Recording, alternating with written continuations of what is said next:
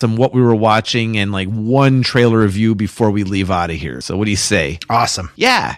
Sounds good. So why don't we get started then with what you thought was, kind of the good, thinking outside the box. I don't necessarily mean like trailer wise, though you could use a good trailer if you want to, but like, yeah. What do you think was good? So I've kind of framed this in best trailer trends of 2018, and then move into predictions for 2019, so kind of like, oh, okay, the yin and the yang of how we've done for the past year, what we've observed, and off of those observations, what we plan on, seeing coming in the future. And that's the good. And that's the good. Okay. And then there's the worst trope of 2018. Well, we could get to that. But we'll do that later. Yeah. So we'll cascade through here a little bit. So for me, the best trend of 2018 is just the culmination of coming to the realization, when we started this, we said that trailers' main only job was to put butts in seats and to get people to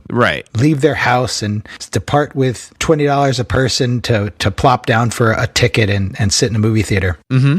But as the year developed, I think I've come to defending trailers as a piece of art unto themselves, and the good trailers can actually act as a pre-runner to the film, and kind of a amuse-bouche to extend the food analogy that a single bite of something that you're planning on seeing later in the full meal. So not every movie is a dinner party, but good trailers can make an appetizer or amuse-bouche out of any kind of good movie, good meal. Yeah, I like the metaphor. That's been my thing, and that's kind of the way I've been talking to people in the real world, my friends. And like I said last week, we talked to Charlotte on Christmas, and she was saying how she never watched trailers. And when I was talking to Anne, I said, I wish I had told her this analogy. And Anne was like, you'll see her on New Year's. And we did. And I gave her the spiel. And, with Anne and Charlotte and Audrey there, they were all buying into this whole food dinner party analogy for how trailers can accentuate it. And then I brought that thesis into Twitter, and I have a bunch of people on Twitter that also are agreeing that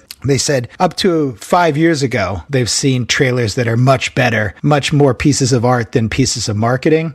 And I think, good marketing can do both. It can be a piece of standalone art, and it can also be a selling point for the film itself. So it's neat to see that people are coming around to thinking of trailers as a separate entity and, also another art form. Yeah, and I think over the course of the year, the thing that I noticed, talking about what you're talking about as far as the art form of trailers and standalone versus putting butts in seats and everything, I think the biggest thing is the smaller art house production companies, directors and things, they tend to have standalone trailers or trailers that can stand alone. And they tend to be the trailers that you can sit and watch and chew on and digest a little bit, as opposed to having big money, big blockbuster trailers, whatever it might be. I mean, like the Marvel stuff or, any of the really big things that just throws a ton of money at, the blockbuster kind of summer blockbusters, for example.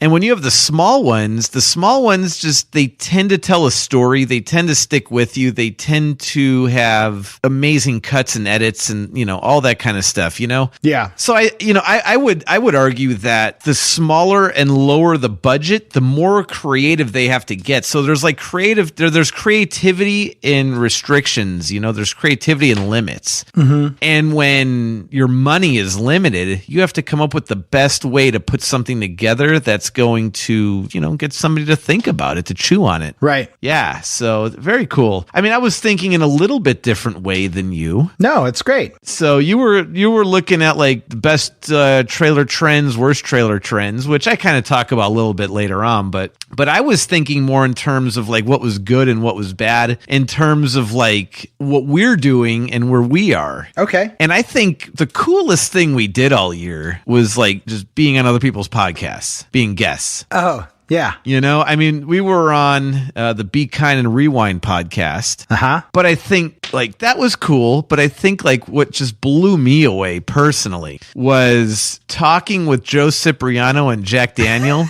Yeah.